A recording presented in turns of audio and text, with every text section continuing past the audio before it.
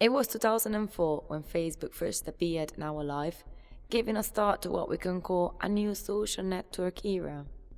Everything started changing so quickly. The newest and most sophisticated superseded the others and obsolete. Human relationships started being replaced by fast, easy, telematic connections. In the beginning, it seemed to be a fair compromise to sacrifice a little part of our liberties in order to obtain easier social interactions. Everything was incredibly easier. Communication, researching information, expression of our own ideas. Just brilliant. How could we realize that this growing system was about destroying our human nature instead? We witnessed small talk in the bars being substituted by chat rooms, visit to parties and friends with Skype video calls. You didn't have to move at all. Everything one said, thought and lied was collected and stored. Who knows where?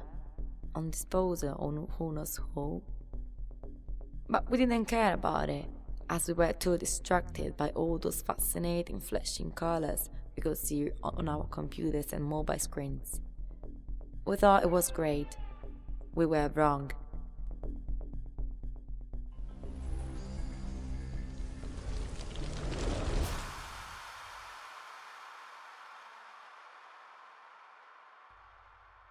Everything changed in a blink of our eyes. We all permitted it. We all contributed, as none of us were able to see the truth hidden behind this veil of modernity. At the very beginning, I didn't suspect anything either. I found myself safe and sound within this mass of digital people, where everyone can create his own strong personality by staying apart at the same time. However, I started opening my eyes at a certain point.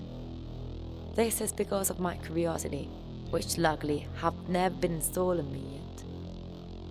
Stay hungry, stay foolish, someone said.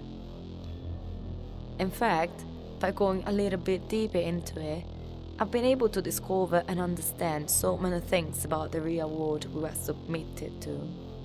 Many little clues founded in the web and linked together brought me to the conclusion that there was something wrong in this apparently perfect world. Something that someone would have had to fight sooner or later. So I decided I wanted to do my part as well. My name is Andy Anderson, and I don't really have that much to say about my life. I spent much time of my adolescence stuck in my room, so enchanted by what this technological era could offer us. I wasn't different from any other peer of mine, insecure, irresolute, unsatisfied. But I used to read a lot. My brain was always well trained and my mind always active. In a very short period of time, internet didn't have secrets for me anymore. Internet tools became such an interesting subject to analyze. In fact, a hacker's job became quite popular in those years. Somebody considers those people as super clever criminals to be defeated, and somebody else just like harmless, bored young men and women to be left apart. In both cases, nobody ever thought we may have spoiled anything important, anything that was able to destroy the mask of this society. I've never been a proper hacker. I've never cracked any server, if not forced. I've never dried off a poor bitch's bank account. But I've learned and discovered a lot of things, even small things, that I just used to consider as simple curiosity at the very beginning. I started with very basic things, just as anyone else. I might have entered 100 websites without being noticed. I didn't think I was doing something wrong, and I still don't. You have not even the farthest idea of the huge amount of information considered secret that is possible to get with a broadband connection. But let me just give you an example. I found out that an African government invests many more resources on a software company located abroad than on its own healthy system.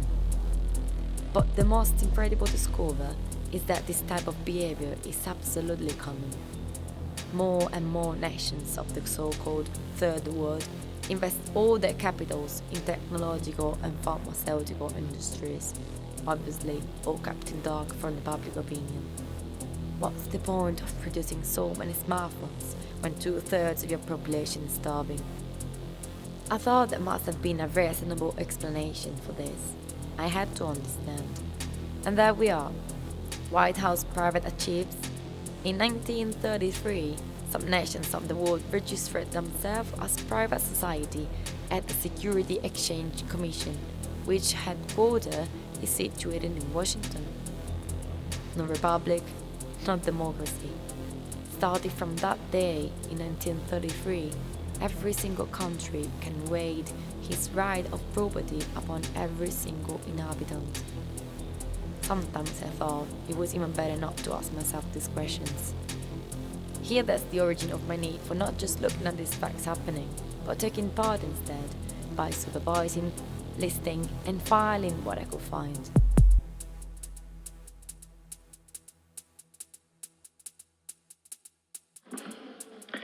Ciao Andy, probabilmente l'avrei già capito da te, ma sono stato scoperto. Mi hanno beccato.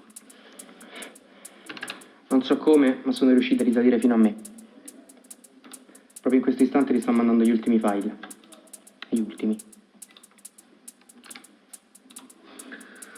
Avevi ragione tu fin dall'inizio. Non abbiamo mai avuto una reale possibilità di uscirne, vero? L'hai sempre detto, ma solo ora mi rendo conto degli sbagli che ho commesso. Spero però che quello che ho scoperto possa aiutarti in qualche modo. Oramai non si tratta più di noi contro di loro, non più da tempo.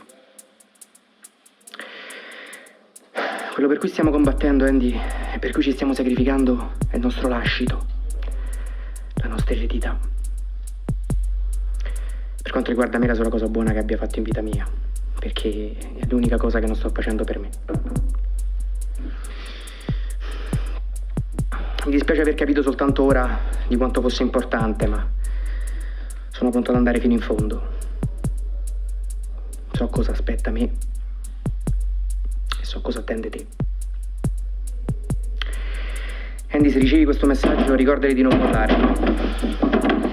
Sei sempre stata la migliore di tutti quanti noi. Non lo dimenticare.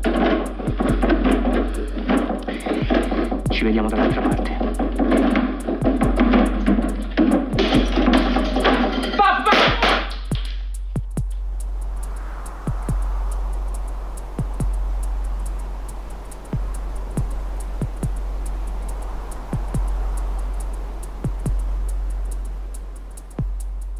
By the passing of time, I could reach the conclusion that basically, each of us was born with a serial number, just as any shitty car. And to be fair, I've only found it out by chance. Cause in that day I was just doing a private research. I was looking for some information about renewable energy sources that haven't been tested a lot yet, such as the perpetual magnetic engine. But the conclusion were farther away from any expectation. Nevertheless, I need to talk gradually, otherwise I run the risk of forgetting something and I only have such a little time left. If by chance you suddenly realize that all what surrounds you is nothing but a sham, how would you react? I started being aware of any news or picture spreading newspapers and TV news. Once you accept the idea that your own government plots against you instead of safeguarding you, then you might feel closer to something that resembles to the truth. A government that hides, tests, supervises and monitors its citizens, which supersedes mysterious multinationals which hide obscure goals. A government that voluntarily deletes public domain information. It is not a government I intend to represent. Climate change leads to natural disaster, Iraq war and Islamic terrorism, explosion of violence, militarization of the police in the cities. This is all part of a terrible deafening plan. A plan that aims to destabilize people's lives, make them sick and scared. Other examples: extreme consumerism, continuous scientific researches, the endless threat for nuclear weapons coming from The list is so long that I can't even come to an end. I really need to hurry up now. Time is flying. I always thought that I would have had another chance, or at least an alternative, yet unfortunately I cannot see it. I spend every single day in this last period thinking about what was the right or wrong decision to take. Eventually, I came to the conclusion that the world deserves to know. I'm not the first one who tries, and maybe I won't even be the last one, but I can't stay indifferent anymore. That's why I set up my plan. My software is currently entering databases in private networks of all the major national newspapers. Nowadays, the entire printing process is automated, so nobody's gonna find out what I'm doing until tomorrow morning, and at that point, it will be too late for them to hide what I've done. I downloaded a backup of files, images and confidential documents I've collected over the years, and I sent them all to a private contact of the net, in case things went wrong. My private contact recommended me not to get caught at this point, because if they got me now, I would be the end of every effort done so far. He said that it really doesn't matter how determined you are. They're able to make you retract your own words, or even to self-accuse yourself of terrorism if necessary. Eventually, I couldn't find a way to keep my anonymity. This is the biggest issue, and I couldn't find any solution for it. For this reason, there's only one thing for me left to do for making this day remarkable. Printing is in process, and time is running fast for me. Maybe I'm extending even more than is necessary, and I don't even know if nobody will ever read this diary. But I don't care. Writing these things make me feel much better. I've never been so certain about something since now. Right, okay. I think I said everything. Let me just leave you a tip before concluding. Do not allow anyone to take away what is right for you. Never let anybody tell you how to live, or worse, how to die. Resume your own future, as I have resumed mine.